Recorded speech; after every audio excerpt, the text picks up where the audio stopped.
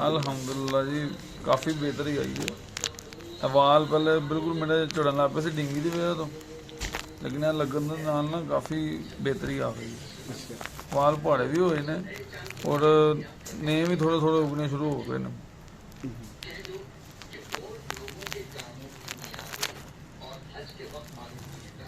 लिंग जी back side से गिट्टी है तली भी थोड़ा दसो।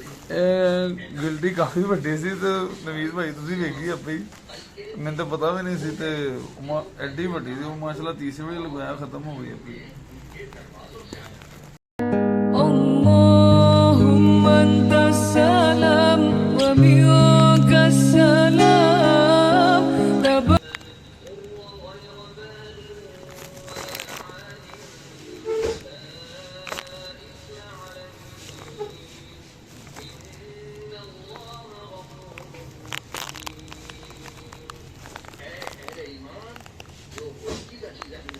मैंने फिर आखा तक आई जाना उत्थे लाती फिर जिथे पता लाई सी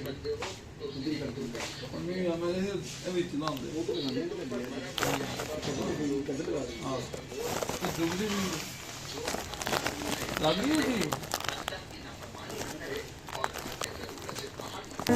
اللهم أنت السلام ومنك السلام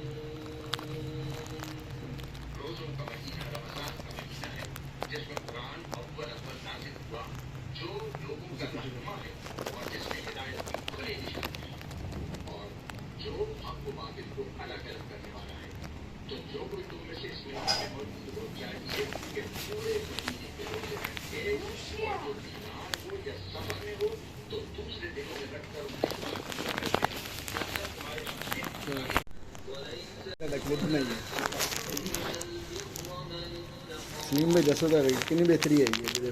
अल्हम्दुलिल्लाह जी काफ़ी बेहतरी आई है। वाल पहले बिल्कुल मेरे झड़न लग पे डिंगी की वजह तो, लेकिन यह लगन के नाल ना काफ़ी बेहतरी आ गई। वाल पहाड़े भी होए ने और नेम भी थोड़े थोड़े उगने शुरू हो गए ने।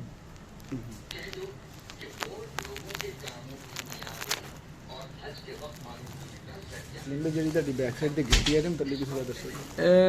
गिल्टी काफ़ी वड्डी सी ते नवीद भाई तुसीं वेखी आपे ही, मैंने तो पता भी नहीं सी ते एड्डी वड्डी सी, माशाल्लाह तीसरे वे लगाया खत्म हो गई अपनी। हेलो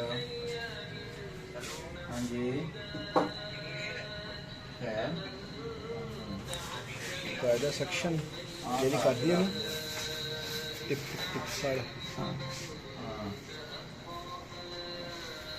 गाड़ी का क्या करना है, इसके ऊपर चढ़ाना है।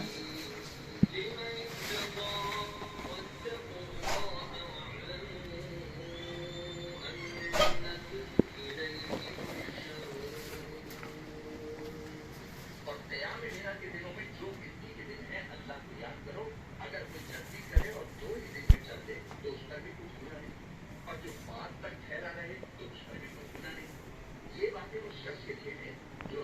ਯਾਰ ਕਲੋਨੀ ਸਾਹਮਣੇ ਆ ਨਹੀਂ ਸਾਰਾ ਲੋ ਵਿੱਚ ਵੜਿਆ ਹੈ ਸਾਰਾ ਲੋੜ ਹੀ ਬੰਦ ਹੋ ਜਾਂਦਾ ਮੈਂ ਹਾਂਜੀ ਗਵਾਲ ਟਾਊਨ ਤੋਂ ਲੈ ਕੇ ਸਾਰੇ ਡੱਕੇ ਬੰਦ नहीं उन हर शहर में ना उन्होंने एंट्रेंस और एग्जिट पॉइंट का हाँ जी।